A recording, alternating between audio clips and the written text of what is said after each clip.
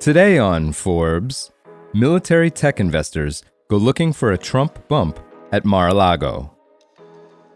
On a recent evening, Neil Keegan, a defense tech investor, held a pitch meeting, gathering limited partners to hear how his firm, Marlin Spike Partners, planned to become a leading backer of startups building weapons to arm the U.S. military. The event, cocktails and a presentation, was a largely paint-by-numbers affair. What was unusual was its location, President Donald Trump's Mar-a-Lago.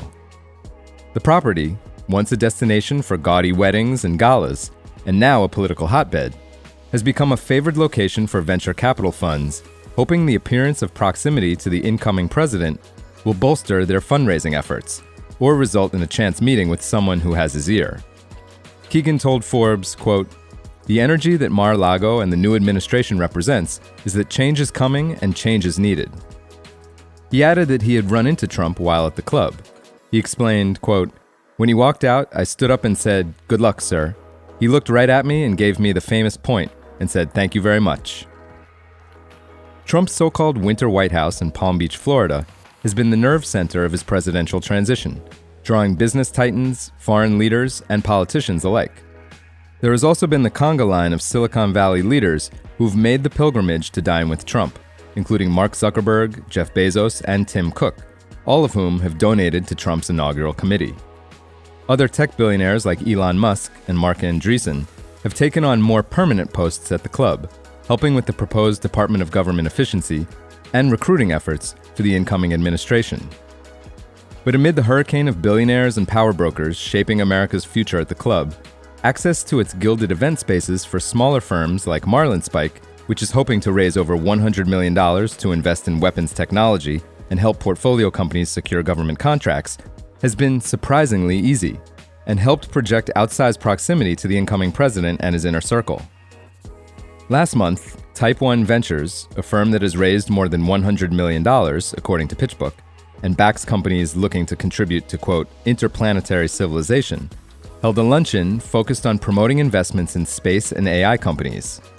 Alongside co-hosts 1789 Capital, which recently hired Donald Trump Jr. as a partner, members of Trump's inner circle met with guests, including David Sachs, the tech billionaire and incoming AI and crypto czar, and Jacob Hellberg, a Palantir advisor set to become the Undersecretary for Economic Growth, Energy, and the Environment.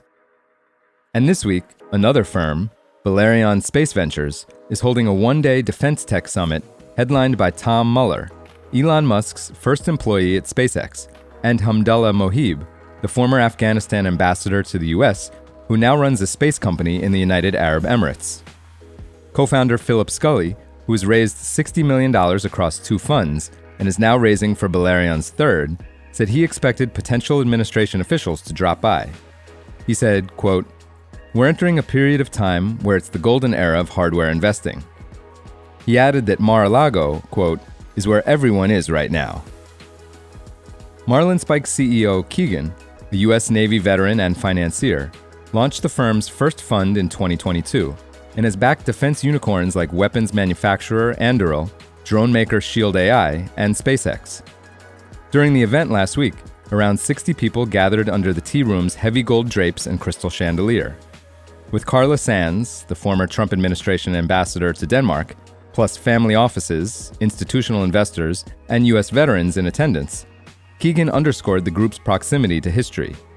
Trump had vetted his potential cabinet picks in the room weeks earlier. Later, at a dinner held in Palm Beach, one attendee posted on LinkedIn that Donald Trump Jr. was dining at a table nearby, having just returned from his widely reported trip to Greenland. Keegan told those gathered, quote, "You can feel the momentum." For full coverage, check out David Jeans's piece on Forbes.com. This is Kieran Meadows from Forbes. Thanks for tuning in.